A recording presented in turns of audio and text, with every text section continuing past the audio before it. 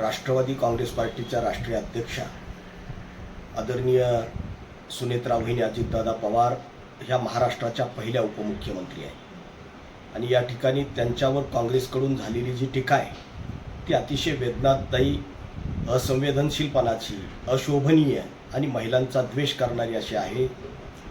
आपण सर्वांनी आणि अवघ्या महाराष्ट्राने आणि देशाने पाहिलेलं आहे. सुनेत्रा वहिनींनी अजितदादांच्या जाण्यानंतर अतिशय संयमाने आणि धुरोदत्तपणे या ठिकाणी पक्षाची आणि पदाची धुरा त्या ठिकाणी सांभाळली आणि ही धुरा सांभाळत असताना त्या अजितदादाप्रमाणेच अगदी सकाळपासून कामाचा सपाटा त्या सुरू करतात. महाराष्ट्रातील जनतेशी संवाद साधणे, त्यांचे घराणे ऐकून घेणे, ते सोडविण्यासाठी प्रयत्न करणे, प्रशासकीय बैठकांत वारंवार घेऊन त्या ठिकाणी कामाला चालना देणे, अशा पद्धतीच्या कामामध्ये त्या सातत्यानं सक्रिय आपल्याला दिसून येतात.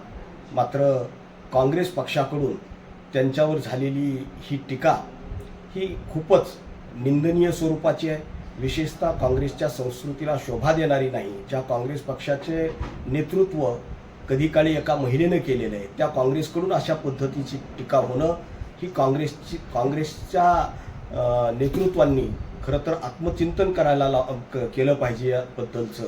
आणि त्यांनी या ठिकाणी आदरणीय सुनेत्रा वहिनींची जाहीरपणाने माफी मागितली पाहिजे. त्यांच्यावर झालेली ही टीका आम्ही राष्ट्रवादी काँग्रेस पार्टीचे पदाधिकारी आणि राष्ट्रवादी काँग्रेस पार्टीचा ओबीसी विभाग कदापि सहन करणार नाही. काँग्रेसने एक गोष्ट लक्षात ठेवावी की आदरणीय सुनेत्रा वहिनी ह्या गुंगी नाही, त्या आंधी आहेत आणि त्यांचा आंधीपणा हा आंधी आहे.